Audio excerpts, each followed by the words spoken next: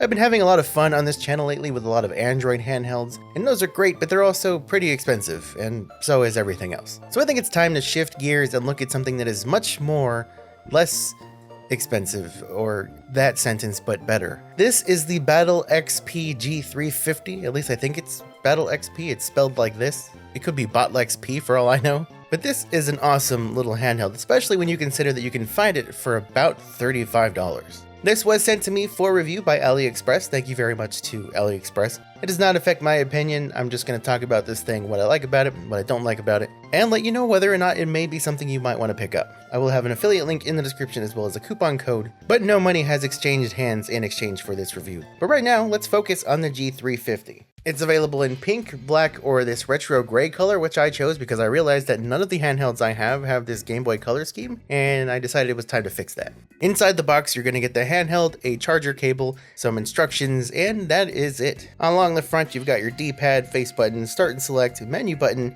and 2 thumbsticks. Volume rocker and internal SD card slot on the left, power button, reset button, and external SD card slot on the right, 4 shoulder buttons on the back, USB-C port, headphone jack, and LED lights along the top, and on the bottom you've got a single down-firing speaker. The little speaker grill underneath the right thumbstick is not real.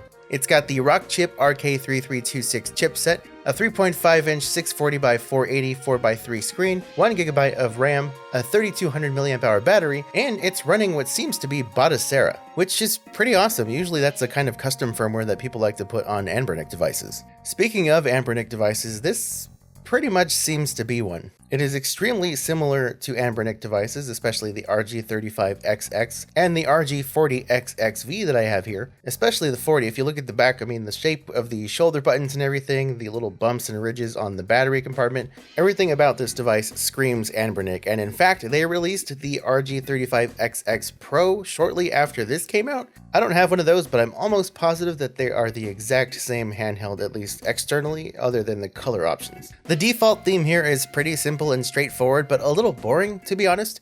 But since this is running Battlexp with Emulation Station as its front end, you can choose from a handful of pre-installed themes, and you can even connect to Wi-Fi with a Wi-Fi dongle to download other themes. This is also going to let you connect to things like screen scrapers so you can scrape your own box art if you want to. One of my favorite things about Battlexp is that you can press start on the home screen and bring up various menus, including very helpful ones like per system advanced configuration, and that'll allow you to update settings for different individual systems without having to fiddle with those settings in RetroArch. Here you can choose from different emulators to use for different systems, adjust the aspect ratio for systems like Game Boy and Game Boy Advance, which are not 4x3 systems, but by default they are stretched to fit the 4x3 screen, so if that bothers you, you can change that right here in per system advanced configuration and it'll work just fine. You can even enable shaders, and I don't see the option for overlays in this version. You can even turn on auto save state and load state so that when you leave a game it automatically saves where you are, and when you open it, it continues from where you left off. That's always helpful, and it's out of the box on a $35 system. By the way, the screen here is great. 3.5-inch 480p IPS display. I mean, on a handheld like this, it's hard to go wrong. Clean looking pixels, vibrant colors, no complaints about the screen whatsoever. As far as the out-of-the-box experience playing this thing, if you just want to drop under 40 bucks on a handheld that's going to have games for you to play,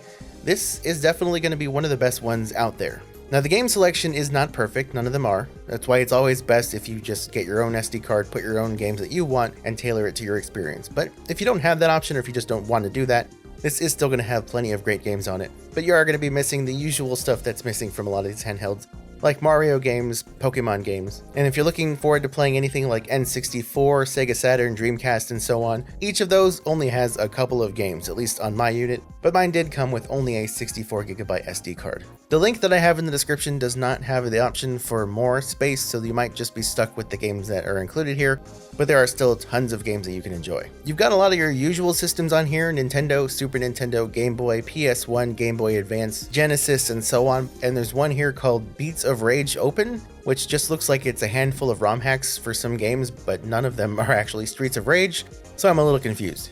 You know what? My bad. It's probably Bare Knuckles. It's probably that one. That's probably Streets of Rage. Like I said, the game selection is not perfect. This does have some of the usual problems that budget handhelds will have, such as games having the wrong names, or they're just not in English, or it might have multiple copies of games. For some reason, there are 2 different options for Nintendo DS. There is NDS and NDS Fresh, They have different versions of Drastic installed for each of them, with Fresh having this weird Yoshi themed version, which for some reason I just don't really like it. Maybe it's just because I'm not used to it. With this one, you alternate between the D-pad acting as a D-pad or as a cursor for the touchscreen by hitting R1 to toggle between the two. I hate this and it sucks, so I would just recommend using the regular NDS option because there you have everything set up perfectly, with the D-pad acting as the D-pad, one of the thumbsticks acting as the cursor, and then you hit one of the trigger buttons to tap the screen. It's just simple and it's much easier to use. For systems other than like DS and PSP, most systems will use RetroArch. By default, it uses the PS3 style XMB version of RetroArch, which I don't like because I'm not used to that either, so there. It also just feels to me like it's a little bit trickier to use when it comes to using it on a handheld like this. I tried to change the theme and for some reason it did not actually take the change, so I'm just stuck with this. Thankfully, the options in Battlexp will do just fine and I won't have to deal with this. Now, one of the most important things when it comes to these handhelds, especially in the budget range, is the buttons. The D-pad and face buttons use membrane switches and they feel really good to press. The D-pad swivels nicely, the face buttons are tactile. I really don't have anything bad to say about the buttons. The shoulder buttons feel like any other shoulder button on most of these handhelds. Not necessarily ideal positioning, but at least they work and they don't feel bad to press. My main complaint here is the thumbsticks. Physically, they feel fine. They are Nintendo Switch style thumbsticks and they are very smooth, they rotate easily, but in the software they do not work as well as thumbsticks are supposed to. They're pretty terrible, honestly. They snap around and they don't control smoothly. It just doesn't feel good. I cannot get Link to just run around in a circle on Ocarina of Time here. And I mean, yeah, just look at this. On the main screen there is a setup option with an input tester, and here you can see the sticks are just snapping instead of moving in a fluid motion. Also, a little Easter egg: when you exit the input test, it plays the Final Fantasy victory fanfare, which I thought was pretty cool. It also turns off the device, which is pretty not cool, but I mean, at least it plays the sound. Performance here is going to be perfect for older systems, 8-bit, 16-bit stuff, Game Boy, NES, Super Nintendo, Genesis, even up to PS1. PS1's always going to run great. If you want to grab this thing and play old systems like that, you are going to have a great time. But when you try to go past that, your time is not going to be as great. It can be decent, but it is not without its flaws. For example, there is some stuttering at various points when running Ocarina of Time for N64, but the issues don't end there. For example, I noticed weird lighting issues on Link's face during this cutscene or when Navi is around. I haven't really played the N64 version of Ocarina in a long time, but I could also never play this game ever, and I can immediately tell this is probably not how the game's supposed to look. Graphically, it's as simple as going into the Battlexp settings for N64 and changing the core to Parallel 64. Unfortunately, this core does not support save states. You also have options like Mupen 64 Plus, which does this weird artifacting at the top of the screen, or you have Glide 64 Mark II, which does whatever the heck this is.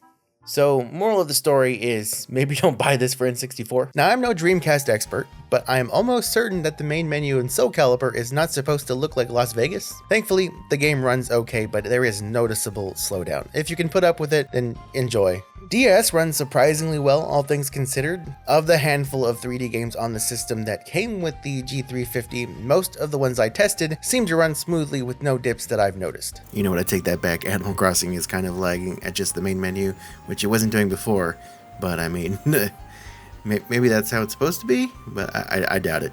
There are only a handful of PSP games on here, and out of these, the only two that I would consider to be intensive in my experience would be Tekken 5 and GTA Vice City Stories. Tekken 5 ran surprisingly smooth, even though there's a couple of dropped frames, it was still playable. GTA Vice City Stories was already running just a little slow in the cutscenes, so I was not surprised when there were immediate frame skips the second I got into the game. It's not the worst I've seen. You can definitely drive around with only intermittent issues, but it is far from ideal, and I imagine if the action picks up, the frame rate will do the opposite of that. I was surprised, however, to see that the aspect ratio was correct for PSP out of the box. Usually it is stretched to fit the screen. If the performance for 3D systems like N64, Dreamcast, and PSP make it sound like this is a bad handheld, you must be new here. Hi, welcome, please subscribe. But seriously, for the price, the fact that the G350 can run these systems at all, that's just icing on the cake. Look at those as bonus systems. I would say the G350 is actually a great handheld for this price range. If you want to play Super Nintendo, Game Boy, Game Boy Advance, PS1, a ton of arcade games, and even play around with some games you may have never even heard of from Japan and whatnot, you're gonna have a good time. You can even mess around with systems like WonderSwan or PC Engine if you've never played any of those. This is going to be a great handheld for that, and great for just experiencing some older games and older systems that you've maybe never experienced, and maybe you'll find something new that you like. Even if you don't have the means of adding your own ROMs like Pokemon or Mario if you want to play those, there are so many games on here that it's going to be hard to find something that you're not going to enjoy. Battery life so far has been pretty good. Again, I don't have the best way of measuring battery life on these handhelds. I don't play these systems for long periods at a time, but this battery has held up with me playing and running and testing various games and getting different footage of them for this video. With the battery here, you probably get around 5 to 6 hours depending on the systems you're playing. Just a quick size comparison, here it is next to the TrimUI Brick. Then we have it next to the Miu Mini Plus. Then we've got the RG35XX. You can see it's a little bit taller because of the thumbsticks, but otherwise it's pretty much the same size, just a little bit thicker on the lower area where the battery goes, probably because of the thumbsticks. Here it is next to a Game Boy Color. Very different with those screen sizes, obviously, but it is kind of the similar height. Here it is next to the Retroid Pocket Classic.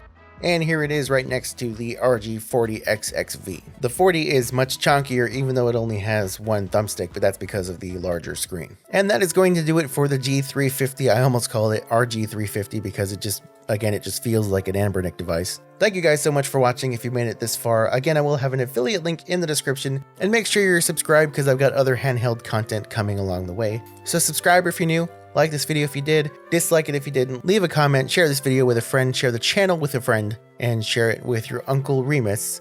You haven't seen him in a long time, you haven't spoken to him in years, but you know what? You know he's there. You know he cares. He checks up on you on Facebook, he likes your posts about the cupcakes that you had for your birthday. He didn't say happy birthday, but he liked your post, and you know what? That's kind of his own way of doing it. Okay, you can watch one of these videos here. I'm done. Bye.